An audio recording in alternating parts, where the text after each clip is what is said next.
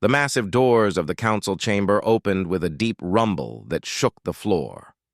Hyun-woo Park walked through them with steady steps, his black diplomatic uniform crisp and clean. Behind him, Captain Bo-Ram Lee moved with military precision, her hand resting near her sidearm out of habit. Dr. Soo-Jin Kim followed last, carrying a datapad filled with Earth's scientific achievements. The chamber was enormous. The ceiling stretched so high that clouds could form near the top. 12 different alien species sat in a perfect circle around the humans. Each species had their own section designed for their unique needs. The blue-skinned Veltari sat in chairs that glowed with soft light. The insect-like Krixtal hung from the ceiling in web-like structures. The rock creatures called Granite Ones stood like living mountains. Ambassador Park had been to this chamber many times before. Each visit, the aliens looked at him like he was a child who needed guidance. Today felt different. Today, the air was thick with tension. The Veltari Chancellor stood up. Her skin was bright blue and her eyes were completely black. When she spoke, her voice echoed through the chamber using technology the humans barely understood. "Ambassador Park of the Human Federation," she began. "We have called this meeting to present you with the final reconciliation accord. This document will bring peace to the galaxy and ensure your species survives the coming centuries." Park nodded politely. "We are honored by the Council's attention." The Chancellor's skin shifted to a darker blue. Park knew this meant she was pleased with herself. She gestured to a floating platform that moved toward the humans. On it was a crystal tablet covered in strange writing. "The terms are simple," the Chancellor continued. "Humanity will surrender 70% of your colony worlds to Council administration. Your military fleet will be reduced to local defense, forces only. All human technology must be approved by Council scientists before use. Finally, each human world will accept Council supervisors to guide your development." Captain Lee's jaw tightened, but she said nothing. Dr. Kim looked down at her datapad, quickly calculating what these terms really meant. The Krixtal representative made a clicking sound that the translation devices turned into words. "These terms are generous. Many species have received harsher treatment for far less expansion than humans have achieved." A creature that looked like living metal spoke next. "Your species reproduces too quickly. You build too fast. You ask too many questions. The Council has maintained galactic peace for 50,000 years. We know what works." Park picked up the crystal tablet and pretended to read it carefully. He already knew what it would say. Earth's intelligence services had intercepted Council communications months ago. This was not a negotiation. It was a surrender document. "The Council is wise," Park said slowly. "May we have time to consider these generous terms?" The Chancellor's skin turned bright purple. "Time? Your species has had decades to slow your expansion voluntarily. You have ignored every suggestion, every warning, every polite request. The time for consideration has passed." Dr. Kim looked up from her calculations. "Ambassador, if I may ask the Council a question?" The aliens looked surprised. Usually only the lead diplomat spoke in these meetings.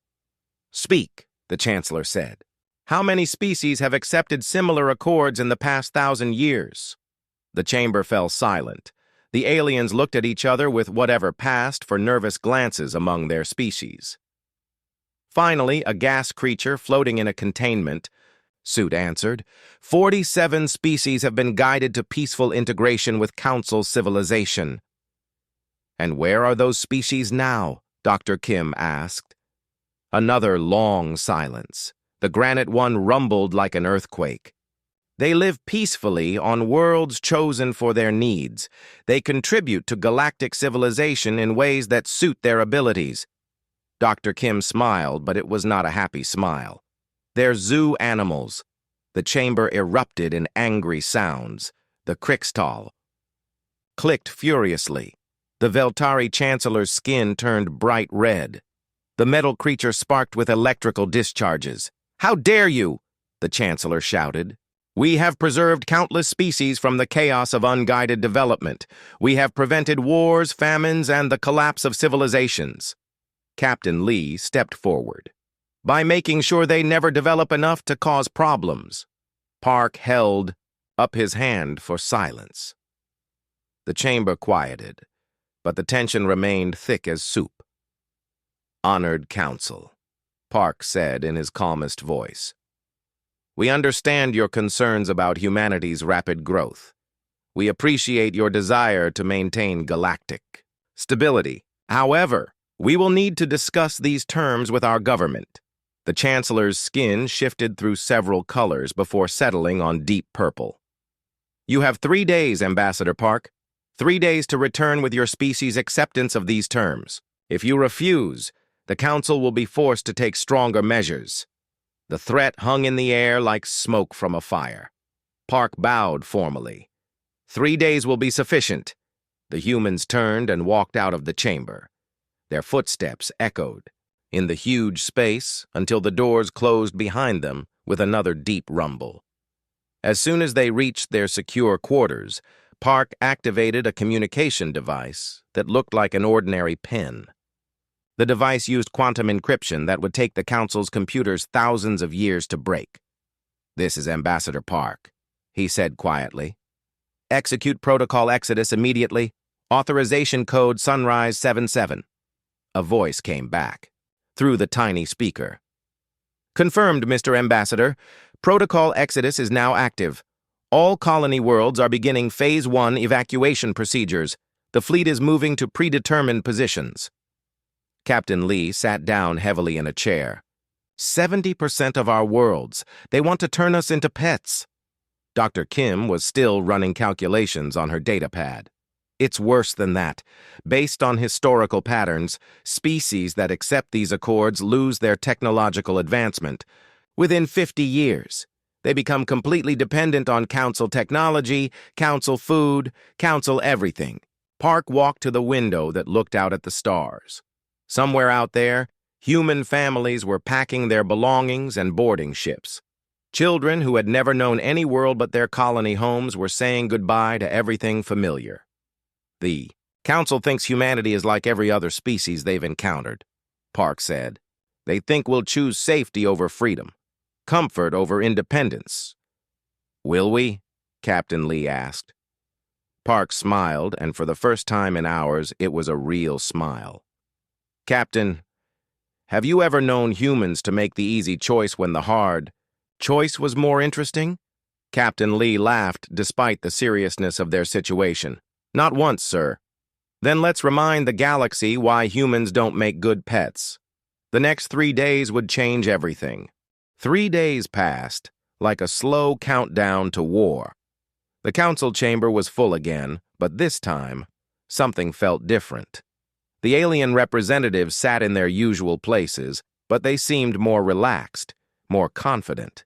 They had given ultimatums to dozens of younger species before. They always ended the same way. The Veltari Chancellor's skin was a pleasant light blue as she waited. The Krixtal clicked softly to each other in what passed for casual conversation among their kind. Even the usually silent granite ones seemed to rumble with satisfaction. Then the chamber doors opened, and only 3 humans walked in. Ambassador Park entered first, his steps steady and measured. Captain Lee followed, her military bearing perfect, as always.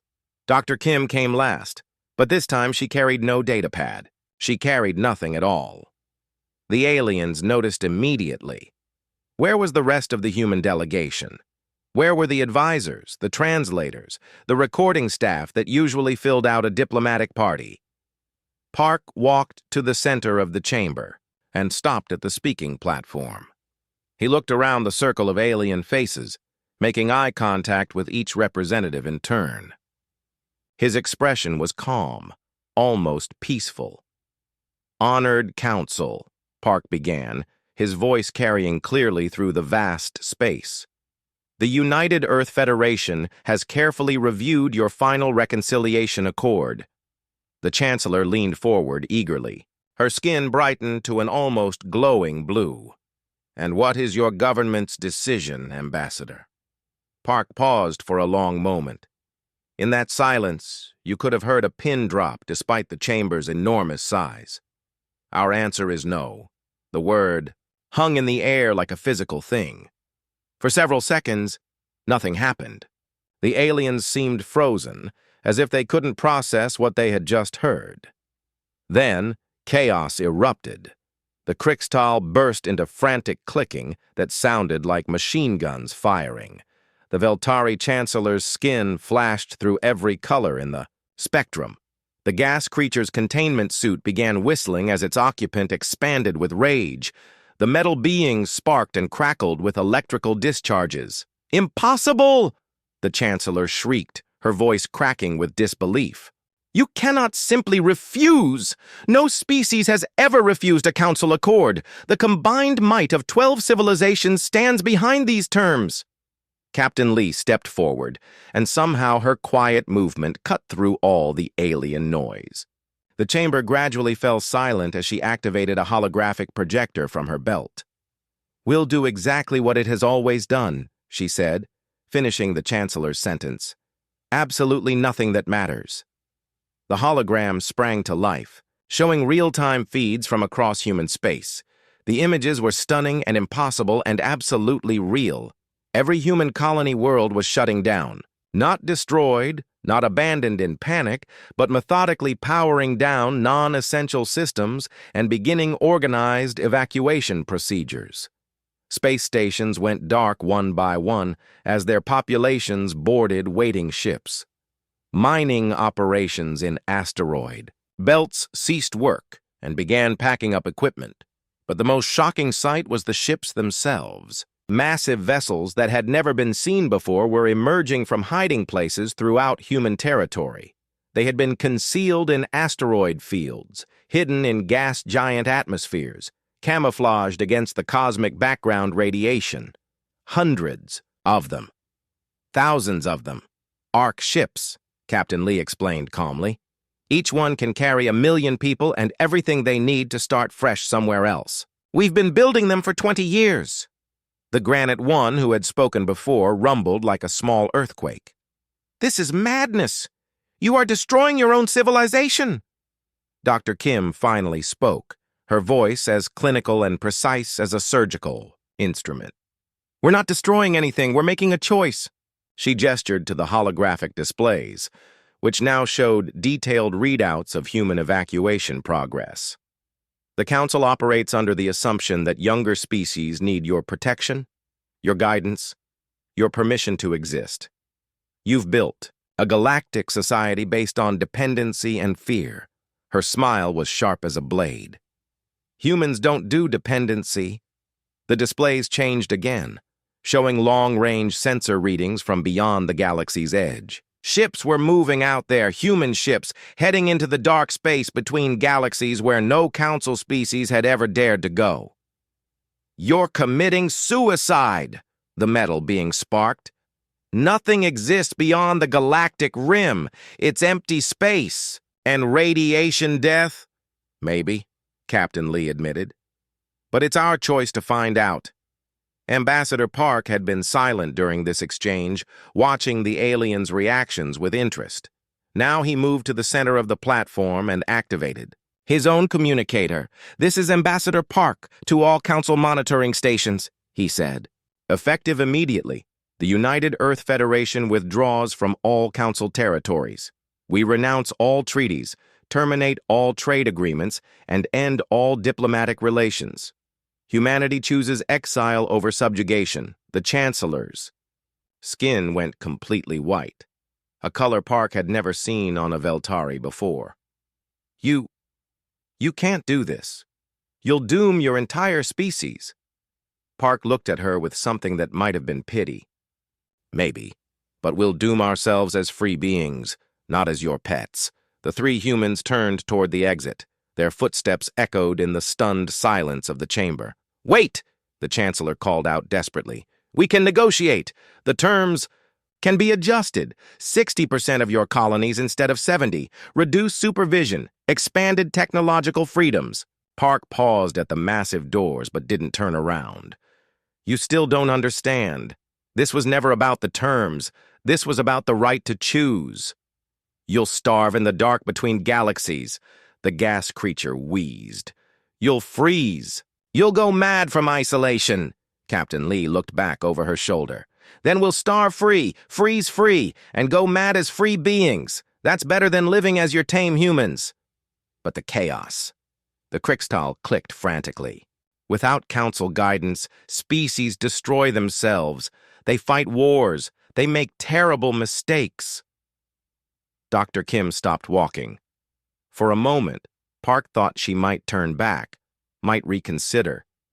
Instead, she spoke without looking at the aliens. Good, she said. Mistakes mean we're still learning. Wars mean we're still growing. Chaos means we're still alive. The three humans reached the doors, which began to open with their familiar deep rumble. Ambassador Park turned back one final time. Honored Council, you have maintained order in this galaxy for 50,000 years. But order without growth is death. Stability without change is decay. You've created a beautiful graveyard, and you want us to lie down in it. He paused, letting his words sink in. Humanity respectfully declines. The doors closed behind them with finality. In the chamber, 12 species that had ruled the galaxy for millennia sat in stunned silence, trying to understand what had just happened. For the first time in 50,000 years, someone had said no and walked away. 6 months after the humans walked out, the Galactic Council was falling apart. The first sign of trouble came from the Krixtal homeworld. A plague had swept through their hive cities, killing thousands of the insect-like beings every day. For 40 years, human doctors had been quietly treating this disease with medicines the Krixtal couldn't make themselves. Now those doctors were gone, and the Krixtal were dying. The Veltari faced their own crisis. Their trade routes, which connected hundreds of worlds, had collapsed completely. The navigation systems that guided their ships through dangerous space had been designed by human engineers. Without constant updates and maintenance, Veltari captains were getting lost in their own territory. In the council chamber, emergency meetings happened every day. The 12 species pointed fingers at each other, trying to decide who was to blame for the human crisis. "This is your fault!" the Chancellor screamed at the metal beings. "Your demands were too harsh!" the metal creature sparked angrily. "Our demands! You were the one who insisted on 70% of their colonies!" The granite ones rumbled like distant thunder. "We should send ships after them, force them to return." "With what ships?" the gas creature wheezed. "Half our fleet can't leave port because human technicians maintained the engines." Meanwhile, far beyond the galaxy's edge, humanity was discovering wonders in the dark. Commander Taeho Jung stood on the bridge of the exploration ship New Seoul, staring at something that shouldn't exist. Floating in the empty space between galaxies was a structure so massive it made planets look like marbles. It was clearly artificial, built by intelligent beings, but it was older than anything in the known galaxy. "How old is this thing?" Jung asked his science officer. "Preliminary scans suggest at least 10 million years, sir." "Maybe more." Jung whistled softly. 10 million years ago, most of the council species were still learning to make fire. Engineer Haewon Choi worked frantically in the ship's technical bay, trying to understand the strange signals coming from the ancient structure. The signals weren't random. They formed patterns, almost like a language, but unlike anything in Earth's databases. "Commander," Choi called over the intercom, "you need to see this." Jung made his way to the technical bay where Choi had dozens of displays, showing different signal patterns. "The structure is trying to communicate," Choi explained, "but it's not sending the signals to us. It's responding to us. It knows we're here." "That's impossible." This thing is older than our entire civilization. Choi shook her head. Not impossible. Just very, very advanced. Back in council space, things were getting worse every day. The Zentari, a species of proud warriors, had declared independence from council authority. They had seen humans walk away and survive, so they decided to try the same thing. But the Zentari weren't as prepared as the humans had been. Their rebellion was turning into a bloody civil war. The Lumens, peaceful beings who looked like living, light, simply stopped responding to council communications. Their worlds went dark, not destroyed, but hidden behind some kind of energy barrier that council sensors couldn't penetrate. Ambassador In-Suk Yu watched all of this from her secret position inside council territory. She had volunteered to stay behind as a spy, using forged identity documents to pose as a refugee from a minor human colony. Her job was to report on what happened after humanity left. Her reports made for grim reading. The council's economy has collapsed, she transmitted to the human fleet using encrypted quantum channels. 3 member species are in open revolt. 2 others have withdrawn completely. The remaining species are blaming each other for the crisis. She paused, looking out the window of her small apartment at the chaos in the streets below. I don't think they understand what's happening to them. They've been in control for so long, they've forgotten how to adapt. Dr. Soo-Jin Kim, now aboard the flagship Soul's Pride, was discovering things that would change everything.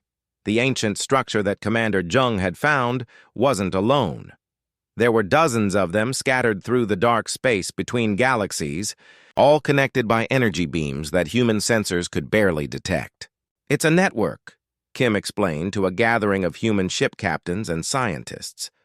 These structures form a communication system that spans multiple galaxies. Whoever built this was thinking on a scale we can barely imagine. Captain Boram. Lee leaned forward in her chair. Any idea who whoever might be? Kim activated a holographic display showing symbols they had decoded from the ancient signals. They called themselves the Architects.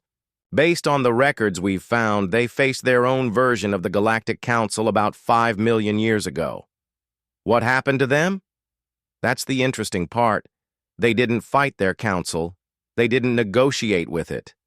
They transcended it. The room fell silent as the implications sank in. Kim continued.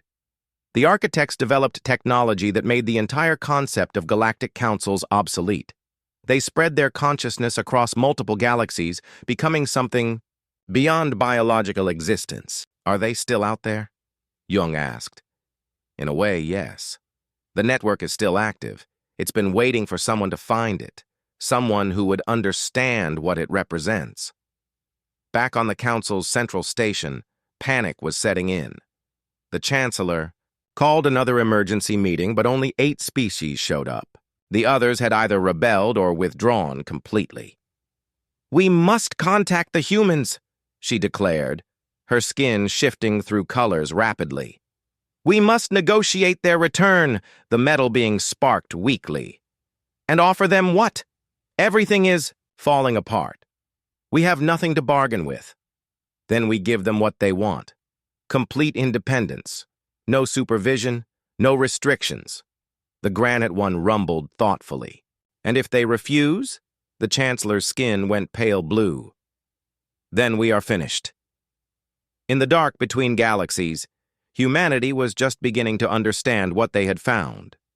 The Architect network wasn't just a communication system. It was a tool for reshaping reality itself, for moving beyond the limitations that had trapped every other species in the galaxy. Dr. Kim stood in the main laboratory of Soul's Pride, surrounded by displays showing Architect technology that responded to human thought patterns as if it had been designed for them. We walked out of peace talks to preserve our freedom, she said to her research team. But we didn't just preserve it. We found something that will expand it beyond anything we ever imagined. Engineer Choi looked up from a piece of Architect machinery that was slowly adapting itself to human hands. The Council thinks they're the masters of the galaxy. They have no idea what we've discovered out here. Kim smiled. Should we tell them? Eventually, Choi replied. But first, we need to learn how to use it. The architects left us instructions, but they're written for minds that think in terms of multiple galaxies, not just one. In council space, the collapse continued. Trade stopped. Communications failed. Member species turned on each other as ancient rivalries resurfaced without council authority to suppress them. The humans had been gone for only 6 months, but their absence had revealed a terrible truth. The Great Galactic Council had become so dependent on human innovation and industry that they couldn't survive without it. In the void between galaxies, humanity was discovering they didn't need the Council at all. They had found something infinitely better, the tools to build their own future on a scale the Council couldn't even comprehend. The first time Chief Engineer Dong-Hyun-Oh touched an architect machine, it changed his life forever. He had been examining a strange crystal device found in one of the ancient structures when it suddenly came alive under his hands. The crystal began to glow with soft blue light, and information flowed directly into his mind.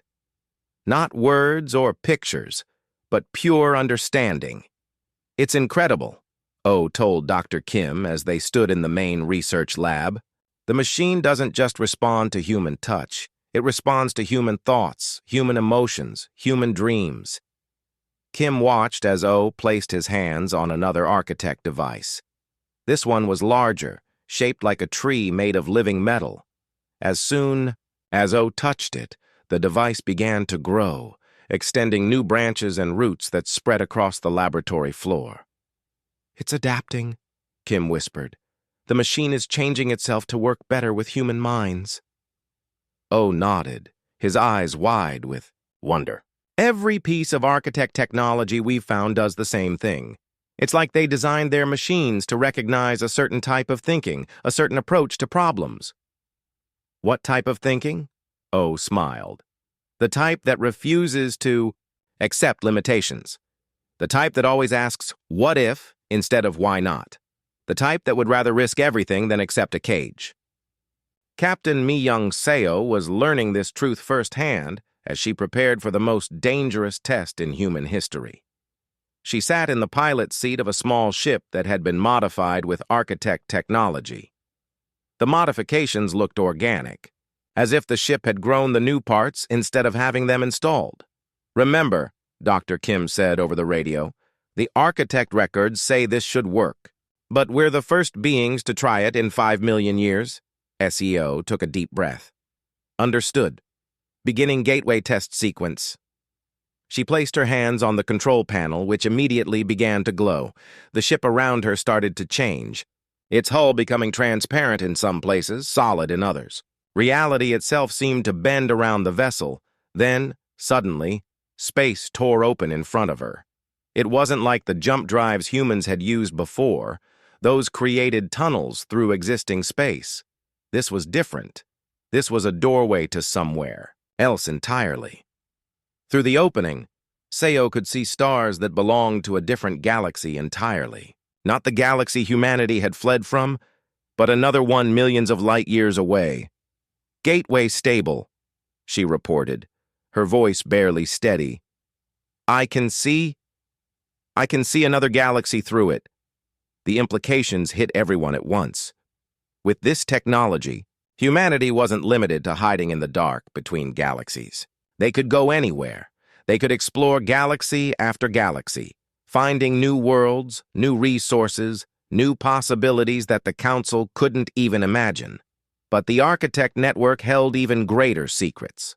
Dr. Kim made the most important discovery. While studying the central hub of the ancient network, deep inside the massive structure, she found what the architects called the memory core. It contained the complete history of their civilization, including their final message to whoever might find it. The holographic recording that played was both beautiful and terrifying. The architect who spoke looked almost human, but taller and more graceful, with eyes that held the wisdom of ages. If you are seeing this message, the recording said, then you have chosen freedom over safety, growth over stagnation, possibility over certainty. You have proven yourself worthy of what we leave behind. Kim watched in fascination as the hologram continued. We faced our own council 5 million years ago. Like you, we were told to accept limits, to stop expanding, to become content with what we had. Like you, we refused. The hologram gestured to images showing the architect's civilization at its peak. Their cities floated in space like jewelry. Their ships moved between stars like living things, and their people had spread across dozens of galaxies. But we did not simply flee as you have done. We transcended. We became something beyond biology, beyond individual existence. We became a force of pure consciousness that spans the universe itself. Kim's hands trembled as she realized what this meant. We are still here, the hologram said with a smile. We have been waiting for a species like yours, one that shares our refusal to accept boundaries. The network you have found is more than communication technology. It is an invitation. Meanwhile, in the failing council space, Admiral Kyung-Soo Bae received reports that made him both sad and angry. His agents, still hidden in council territory, sent daily updates about the collapse. The Krixtal homeworld had lost 30% of its population to the plague. Without human medical knowledge, they were helpless. The Veltari trade empire had shrunk to a handful of local routes. Their merchant princes, once the richest beings in the galaxy, were now begging other species for basic supplies. But worst of all were the reports of civil wars breaking out across council space. Species that had been kept peaceful by council authority for thousands of years were now fighting each other over resources, territory, and old grudges. It's like watching a building collapse, Bae told Captain Lee during their daily briefing. Remove one supporting beam and everything falls down. Lee nodded grimly. We weren't just part of their civilization. We were holding it together. Should we feel guilty about that? Lee considered the question carefully. No. They made their choice when they decided to build a society based on control instead of cooperation. We just showed them what happens when the controlled refuse to be controlled anymore. Back in the Architect Network, humanity was making discoveries that changed everything they thought they knew about the universe. Engineer Choi had successfully integrated architect technology with human systems, creating hybrid machines that were beyond anything either species had achieved alone. The new ships didn't just travel faster than light. They moved through dimensions that normal physics said didn't exist. They could be in multiple places at once, could reshape themselves based on their crew's needs, and could repair damage by thinking the damage away. Human colonies in the void were flourishing in ways that seemed impossible. Worlds that should have been frozen balls of ice were transformed into gardens by architect terraforming technology that worked by convincing reality that the worlds had always been suitable for life. Dr. Kim stood on the observation deck of the newest human settlement, watching children play in gravity fields that responded to their imagination. The air was clean and fresh, recycled by machines that treated waste as raw material for creating whatever the colony needed. We're not the same species that left the galaxy, she said to O, who was testing a device that created food from energy. Patterns, no, O agreed. We're something new, something that's part human and part architect and part something else entirely. What do you think we're becoming? O smiled as he watched the device create a perfect apple from nothing but thought and energy. Free. But the most important discovery was yet to come. Deep in the architect records, Kim found references to something called the Transcendence Protocol. It was the method the architects had used to move beyond individual existence and become a universal consciousness.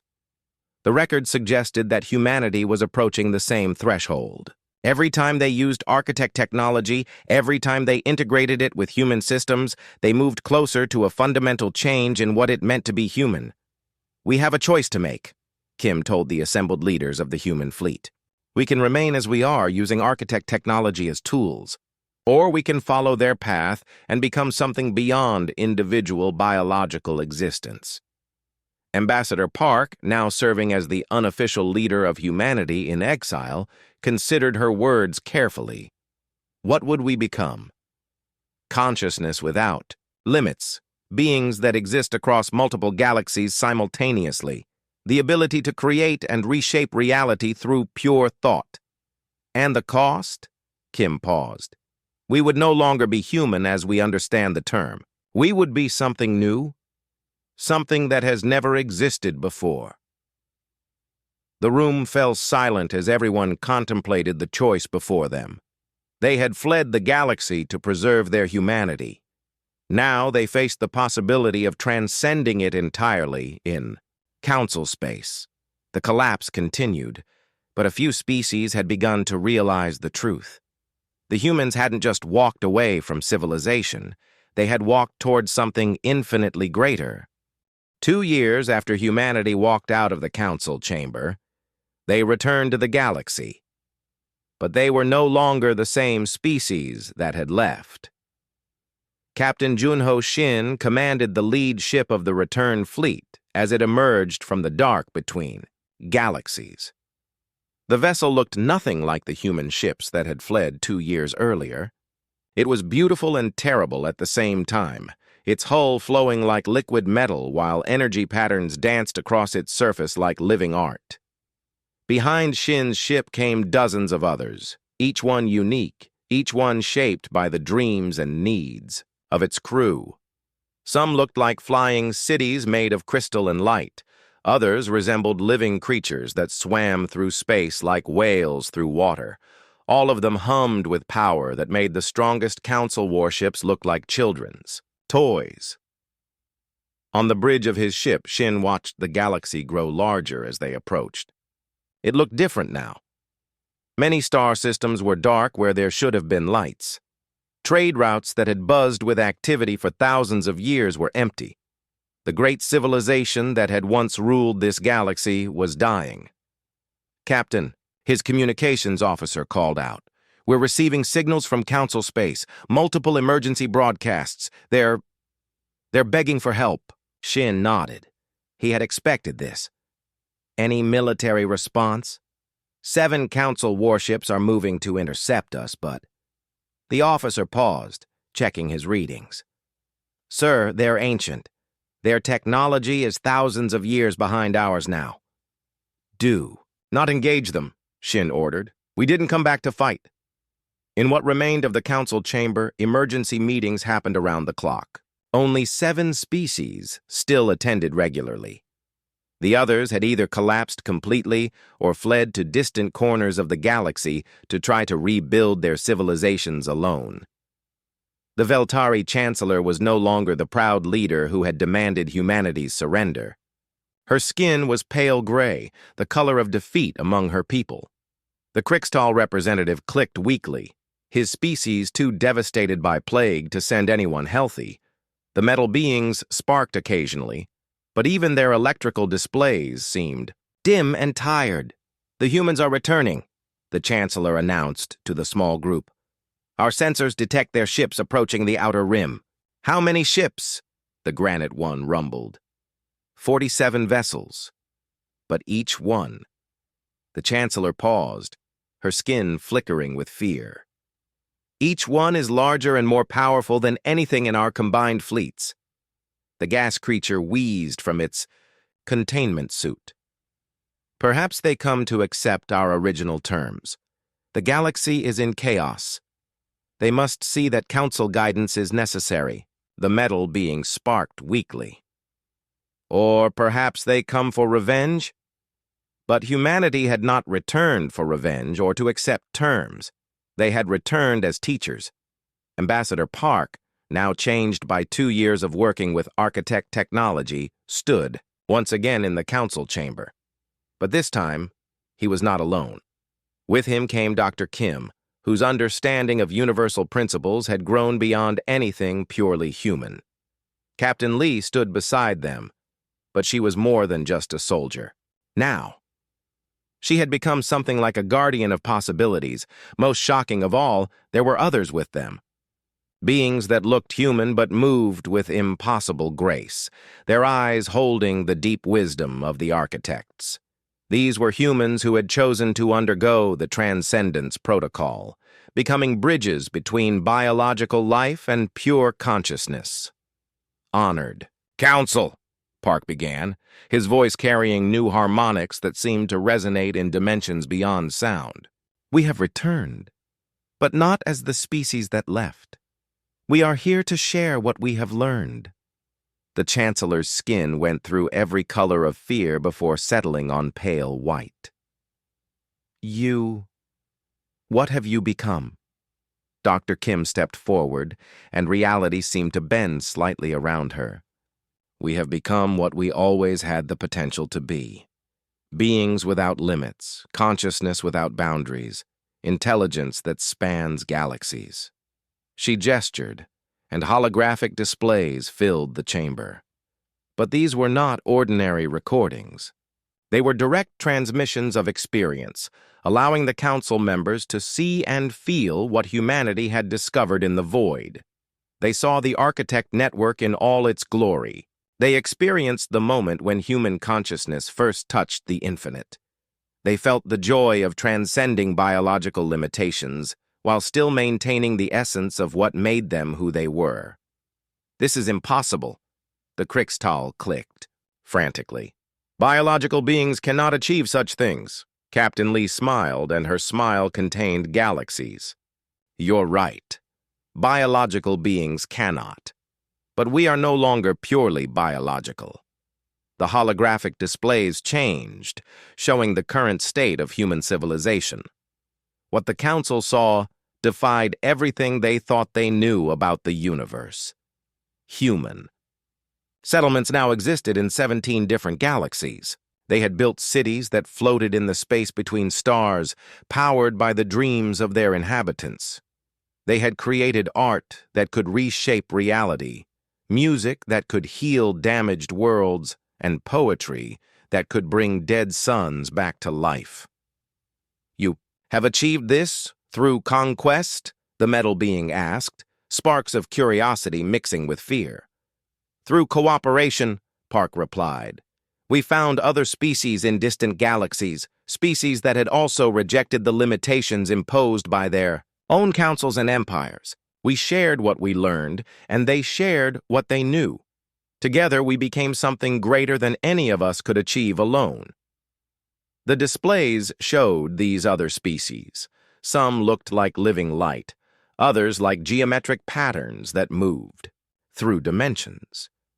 All of them had made the same choice humanity had made: freedom over safety, growth over stagnation. "But what of the chaos?" the Chancellor asked desperately. "What of the wars, the collapse, the suffering that followed your departure?" Dr. Kim's expression grew sad but not regretful. "That was not our doing. That was the natural result of building a civilization on dependency instead of strength, on control instead of cooperation. You could have stayed. You could have worked within the system to change it." "No," Captain Lee said firmly. "The system was designed to prevent change. It was designed to maintain itself, not to serve the species within it. Sometimes, the only way to fix something broken is to step outside it entirely." Park activated another display, this one showing the current state of council space. The images were difficult to watch. Worlds that had once been centers of learning and culture were now battlegrounds. Species that had lived in peace for millennia were destroying each other over resources and territory. "This is what your council has become without us," Park said. "Not because we were essential, but because you made yourselves dependent on us instead of learning to stand on your own." The Chancellor's skin went through rapid color changes as she processed this. Then you offer us nothing? No help? No guidance?" "We offer you everything," Park replied. "We offer you the same choice we made, the same choice the architects made 5 million years ago." Dr. Kim stepped into the center of the chamber, And as she did, reality shifted around her. The walls became transparent, showing the infinite cosmos beyond. Stars and galaxies wheeled overhead like a living ceiling of light. "We are not here to rule you or guide you or control you," she said. "We are here to show you what becomes possible when you stop accepting limitations," she gestured, and the holographic displays changed one final time. Now they showed a vision of what the galaxy could become. Worlds healed and made beautiful beyond imagination, species working together to explore realities that existed beyond physical space, art and science and philosophy reaching heights that made the greatest achievements of the past look like children's drawings. "This is what we offer," Kim continued, "not as rulers, but as teachers, not as your superiors, but as your partners in transcendence." The chamber fell silent as the council members absorbed what they were seeing. The vision was beautiful and terrifying and completely impossible by everything they had believed about the universe. Finally, the Granite One spoke, his voice like distant thunder. "And if we refuse? If we cannot make such a choice?"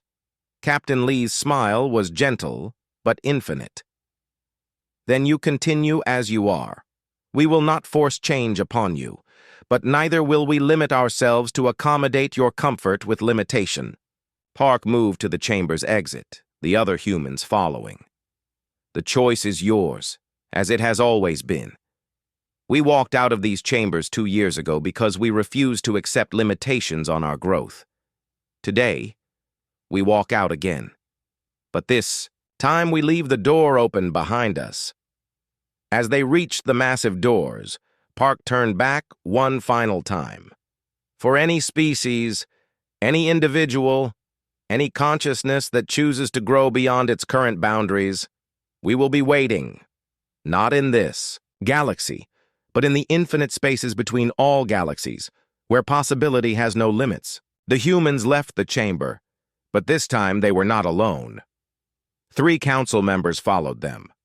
A young Veltari scientist whose skin glowed with curiosity, a Krixtal engineer who had always dreamed of building impossible things, and one of the metal beings who sparked with excitement at the thought of transcending its current form.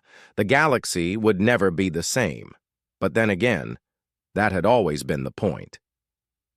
Years later, children of a dozen species would play together in gardens that existed in multiple dimensions simultaneously. Artists would create beauty that could heal wounded worlds,